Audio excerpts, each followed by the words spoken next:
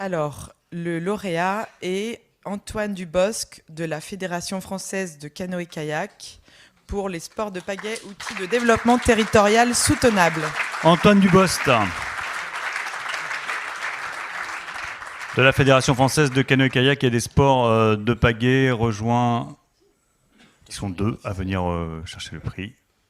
Antoine, on vous reconnaît sur la photo. Bonsoir, vous nous racontez un petit peu de quoi il s'agit ? Oui, alors je suis accompagné de Dominique Massico, qui est mon partenaire dans ce service aménagement territorial et équipement, parce que on travaille à l'échelle de la métropole et de l'outre-mer, donc voilà, tout seul ça fera un peu beaucoup. Puis surtout, c'est donc un service qui a été initié par donc, notre directeur technique national, avec toute l'équipe de direction, pour rapprocher nos structures, qu'elles soient associatives ou professionnelles, de leur collectivité et des instances de gestion de l'eau. Puisqu'en fait, quand on est kayakiste, on peut être consommateur d'espaces naturels, mais on est surtout acteur. On est acteur de l'eau. Et on a un rôle de veille. On parcourt ces cours d'eau. Donc on n'est pas juste sur certains points d'embarquement, de débarquement, on peut observer ce qui se passe sur l'eau.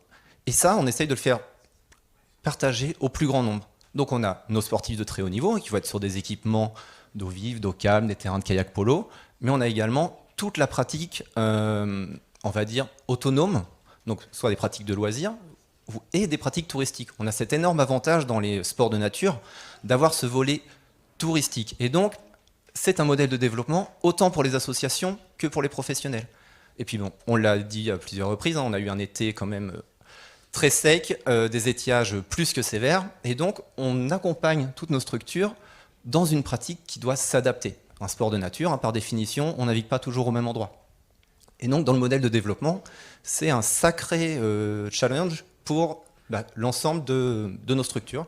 Donc, ce service accompagne les structures et même les collectivités qui nous appellent en direct pour des questions de gestion de l'eau, de franchissement d'ouvrages, de développement d'équipements, et donc à toutes les échelles. On peut être sur des équipements olympiques, il y a le stade d'eau vive de Vers-sur-Marne par exemple, mais de l'ouverture de rivières par des sentiers nautiques.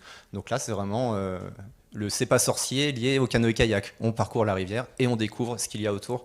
Et donc c'est vraiment un outil de développement territorial, parce que on rapproche nos clubs qui sont parfois un peu invisibles, on est des petites associations en général, des collectivités. Et juste pour compléter, ce qui a été un peu une évolution dans la mise en place de ce service, c'est qu'on a mis en place également une déclinaison territoriale qui s'affranchissait du découpage classique département, région et puis fédération, en essayant de se rapprocher justement au plus près des instances de gestion de l'eau. Et donc on se positionne sur les grands bassins hydrographiques pour se rapprocher des interlocuteurs. Donc voilà, ça a mis beaucoup de changements.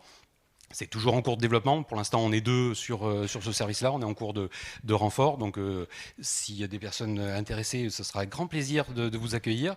Mais voilà, c'est cette volonté de tisser un lien entre les clubs qui peuvent être des clubs de sportifs de très haut niveau, également les structures touristiques et également les structures professionnelles avec les instances de gestion de l'eau. Voilà.